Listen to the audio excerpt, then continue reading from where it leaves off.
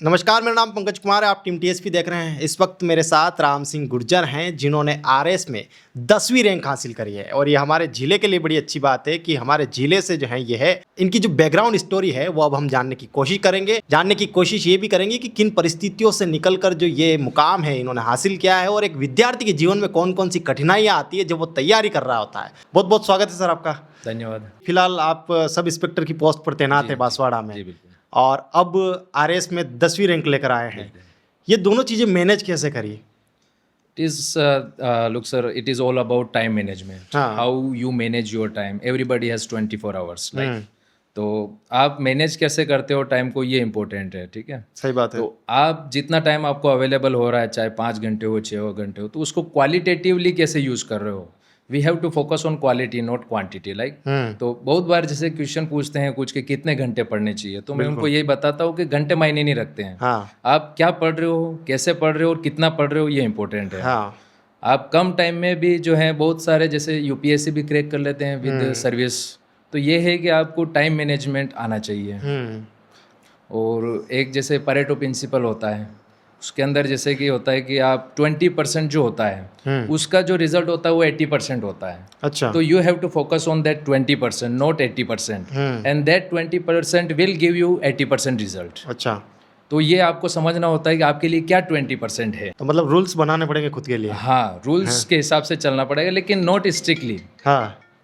क्योंकि उसमें आपकी कुछ और भी जिम्मेदारियाँ होती हैं। तो हमारे जो आउट ऑफ कंट्रोल होते हैं तो उनको भी मैनेज करते हुए चलना है। तो मतलब एक स्ट्रिक्ट टाइम होना चाहिए, लेकिन उसमें भी आपको थोड़ी बहुत फ्लेक्सिबिलिटी रखनी चाहिए। एसआई से पहले भी कोई जॉब थी या डायरेक्ट एसआई लगे थे? Direct SI. तो एसआई के लिए कितना प्रयास करना पड़ा? फेल्योर आए लाइफ में या सीधे लग गए थे? नहीं, फेलियर तो फेलियर की तरह नहीं लेते उनको एज ए, मतलब आप के उनसे क्या सीखते हो। हाँ। ठीक है, अगर फेलियर की तरफ लेंगे तो फिर आप डीमोटिवेट हो जाएंगे। You have to learn from your weakness, कि आपकी कहाँ कमी रह गई है, आपको कहाँ पर इम्प्रूव करना है। ठीक है, ये है। तो मतलब वैसा कुछ जैसे देखने को नहीं मिला मेरे को जैसे, लेकिन जैसे मैंने जैसे एग्ज़ाम स्टार्ट किया था प्रिपरेशन, तो उसके जस्ट बाद जो है वो सीडीएस का एग्ज़ाम भी मैंने क्रैक कर लिया था। उसका एसएसबी इंटरव्यू दे के आया था मैं जस्ट 5-6 महीने की प्रिपरेशन के बाद। यूपीएससी कंडक्ट करवाती है सीडीएस का, और उसके बाद ये एसआई का आ गया था, तो इसमें सेलेक्ट हो ही गए थे। उसके बाद लगभग प्रिपरेशन जो है वो साथ साथ चल ही रही है। एसआई में कब लगे थे आप? हमारी है 2018 वाली, मतलब 2018 में एग्जाम हो गया था। 2016 में निकली थी इसका रिक्रूटमेंट, 2018 में लग गए थे लगभग। और इसके बाद आरएस के 3 अटेम्प्ट भी आपने दिया है ना? 2018, 2023 और 2024 वाला। अच्छा। 2018 में दिया था। हाँ, उसमें प्री क्लियर किया था आपने? हाँ, मेंस भी दिया था उसमें। मेंस भी दिया था, इंटरव्यू तक नहीं पहुंच पाए थे जी। और 2023 वाले में इंटरव्यू तक भी पहुंचे थे। उसमें तो फाइनल रैंक भी बनी थी अपनी 480 थी, और टीएसपी में 5वीं थी, जिसमें आरटीएस हुआ था मेरा। थोड़ा सा ये बताइए मुझे कि एक आरएस कैंडिडेट के लिए जो मेंस का एग्ज़ाम होता है वो ज़्यादा फ्रेशरफुल होता है या फिर जो इंटरव्यू होता है वो, और आपके लिए क्या था दोनों में से? मेरे लिए तो कोई प्रेशर वाला नहीं था। हाँ। क्योंकि प्रेशर लेंगे तो फिर हम फोकस नहीं कर पाएंगे। हाँ। ठीक है, तो प्रेशर लेना ही नहीं है। प्रेशर लेंगे तो फिर आप ना मेंस ढंग से ले पाओगे, आप प्री में भी आप बहुत सारी छोटी छोटी गलतियां कर दोगे। तो प्रेशर लेना ही नहीं। वो जो 3 घंटे है, हाँ। उसके अंदर आपको बिल्कुल रिलैक्स रहना है, मतलब जितना रिलैक्स रह सको उतना रिलैक्स रहना है। अच्छा। प्रेशर में फिर आप छोटी छोटी मिस्टेक करोगे, छोटी छोटी मिस्टेक से नंबर कटेंगे। और यहाँ पर जो प्री और मेंस में आधे नंबर से ये आपकी रैंकिंग डिसाइड होती है। हाँ। तो प्रेशर तो लेना ही नहीं है। प्रेशर नहीं लेना, फ्री माइंड होके। प्री का 3 घंटा प्लस जो मेंस के 3-3 घंटे के 4 पेपर होते हैं, उसमें बिल्कुल रिलैक्स रहो, फुल नींद लो, बस मजे से रहो, मजे से एग्जाम दो। अच्छा। बहुत बार ये सुनने में आता है कि इंटरव्यू में बड़े उटपटांग से सवाल भी पूछ लिए जाते हैं। जैसे हमने एग्जाम्पल के लिए सुना है कि शर्ट के बटन कितने, ये पूछ लिया जाता है। ऐसे यार मैं मतलब ऐसा कुछ होता है? क्वेश्चन कहाँ से आते हैं, मैंने तो कभी नहीं सुना। नहीं, ऐसा आपने नहीं सुना कि ऐसा पूछे इंटरव्यू में? कुछ ऐसे तो देखो, मैंने जैसे यूपीएससी के भी इंटरव्यू दे रखे हैं, आरएस के भी दे रखे हैं, हाँ। सीडीएस का दे रखा है। ऐसा क्वेश्चन तो मेरे से कभी पूछा नहीं गया है। अच्छा। मतलब ये पता नहीं कहाँ से वीडियो में देख के बता हाँ, ये ऐसा बताया जाता है कि आप कितनी सीढ़ियाँ चढ़ के आए, कितने बटन है ना? हाँ, तो ये पूछ भी ले तो भी उतना मतलब मायने नहीं रखता है। ये बस एक जनरल अवेयरनेस के लिए है कि आप खुद के प्रति कितने अवेयर हो। जैसे अभी मेरे से मेंस में इंटरव्यू में क्वेश्चन पूछ लिया था। हाँ। टाई थी मेरी रेड कलर की, ठीक है। तो उसमें पूछ लिया था कि इसका ट्रैफिक में कहाँ पर यूज कर सकते हैं। हाँ। तो मैंने ऐसे गलती से देख लिया, हाँ। तो वो पूछने लगे आपको नहीं पता आपकी मतलब टाई का क्या कलर है। सही बात है। ये वाली बात है। तो आप कितने अवेयर हो खुद के बारे में, आपके गेटअप के बारे में कितने अवेयर हो, हाँ। ये है। आपकी चारों तरफ जो घटनाएं घट रही है, हाँ। जब आप एग्जाम देने और बहुत बार पूछ लेते कि आप कौन सी ट्रेन से आए हो। जैसे मैं सीडीएस से इंटरव्यू देने गया था, तो उस टाइम पे पूछ लिया था कौन सी ट्रेन से आए हो, ट्रेन नंबर क्या है। हाँ। तो ऐसा मतलब कि आप कितने अवेयर हो ये जानने के लिए वो कोशिश करते हैं कि ये मतलब जो रोजमर्रा की चीजें उन पर ध्यान है या नहीं, है ना। उनको कितना ऑब्जर्व कर रहे हैं, अपने Observe आसपास की चीजों को कितना ऑब्जर्व कर रहे हैं। क्योंकि आपको जो पद मिलने वाला है शायद वो ऑब्जर्वेशन ही करना है आपको, है ना, फील्ड में निकलना ये है। ऑब्जर्वेशन ही, आप फील्ड में जा रहे हो, तो अगर आप सीधा ही देखोगे तो आपको समस्या ही नहीं दिखेगी। लेकिन जब आपने चारों तरफ आप ऑब्जर्व करोगे तो आप देखोगे कि बहुत छोटी छोटी चीजें जो होती हैं वो मतलब ग्राउंड लेवल पे लोगों को अफेक्ट करती है, जो कि अपन एसी वाले कमरे में बैठ के उनको अपन इमेजिन भी नहीं कर पाते हैं कि ये भी प्रॉब्लम हो सकती है। तो वो तभी पता चलेगा आप जब अपने सराउंडिंग के साथ अवेयर हो। हाँ। चलिए, आरएस वाला एग्जाम मुझे लगता है आपके लिए थोड़ा इजी रहा होगा, क्योंकि आप जॉब में थे, तो वो मेंटल प्रेशर नहीं था जो समाज का होता है कि भाई बेरोजगारी वाला दब्बा आपके ऊपर नहीं था। लेकिन जब बेरोजगार थे और बेरोजगार से नौकरी में आना, वो फेस कैसा रहा? प्रेशर तो उस टाइम पे भी नहीं रहा, क्योंकि घर वालों का पूरा सपोर्ट था। हाँ।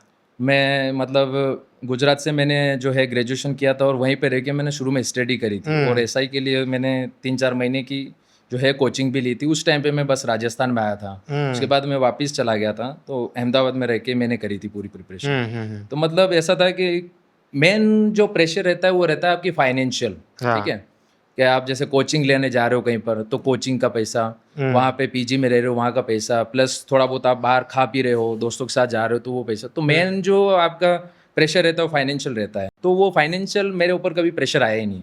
घर वालों ने पूरा सपोर्ट किया है मेरे को। उन्होंने कभी मेरे डिसीजन को क्वेश्चन नहीं किया कि भाई ये करना है चलो ये करो, ये करना है यो करो, चलो कोई बात नहीं, ये वाली बात। मतलब फ्रीडम थी आपको कि आप डिसाइड कर पाए चीजों, है ना।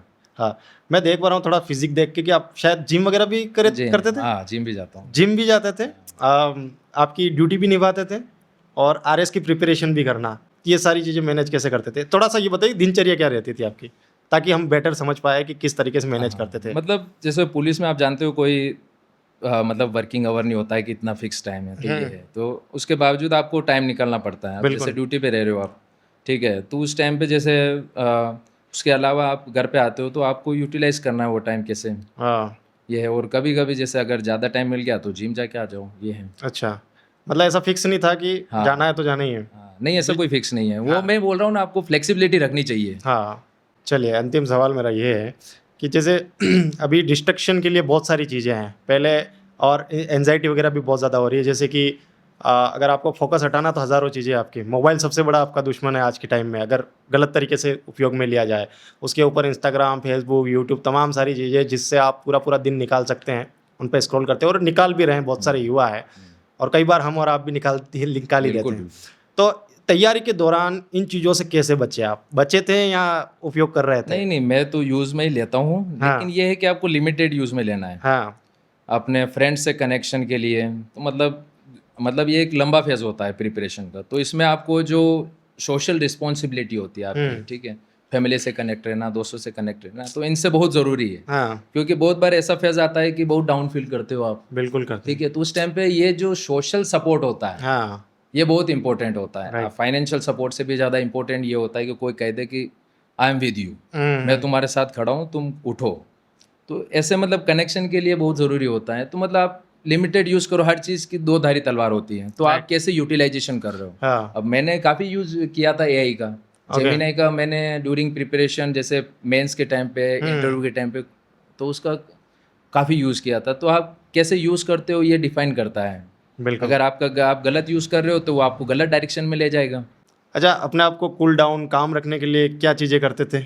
कभी अगर ऐसा लगता कि यार बहुत ज़्यादा स्ट्रेस आ गया? ये बहुत ज़रूरी है। जैसे कि मतलब एक लॉन्ग प्रोसेस होती थी, इसके अंदर आपको फिजिकली और मेंटली दोनों फिट रहना है, ठीक है? तो आपको 1 घंटा दिन में, या फिर जितना भी आप दे सको, जितना टाइम आपके पास अवेलेबल है उसका 5 से 10% जो भी है, उसको आपको फिजिकल फिटनेस, मेंटल फिटनेस, इनके ऊपर फोकस रखना है, ठीक है? अगर आप फिजिकली फिट हो, मेंटली फिट हो, तो आप अच्छे से पढ़ाई कर सकोगे, ठीक है? उसके लिए आप जॉगिंग पे जा सकते हो, रनिंग कर सकते हो, जिम जा सकते हो, योगा कर सकते हो, मेडिटेशन कर सकते हो। और एक और इम्पोर्टेंट चीज़ है कि मैनिफेस्टेशन। मैनिफेस्टेशन, जैसे हम नवोदय में थे, हाँ, तो हमारा जहाँ पर बेड हुआ करता था, तो वहाँ पे सामने लिखवाता है कि व्हाट इज़ योर एम, आपका एम क्या है। हाँ, तो सुबह आप जैसे उठे तो आपकी नज़र अपने एम पे पड़ी, हाँ, ठीक है।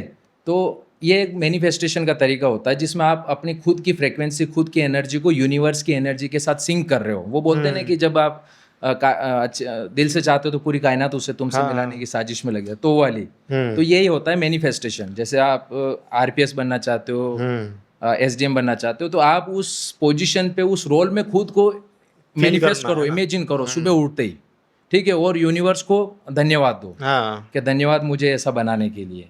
तो धीरे धीरे आपकी एनर्जी यूनिवर्स की एनर्जी के साथ सिंक होगी। ओके। और वो आपको वहां पर ले जाएगा। मतलब किसी चीज को शिद्दत से चाहो तो पूरी कायनात शिद्दत से चाहते हैं उस चीज को मानते हैं। वो एक बहुत मैनिफेस्टेशन को लोग मतलब ऐसे ही समझते हैं कि नहीं ये तो ऐसा ही है यार। हाँ। लेकिन खुद ऑब्जर्व जब आप रिपीटेटिव करोगे ना इसको, तो आपको उसका रिजल्ट दिखने लग जाता है।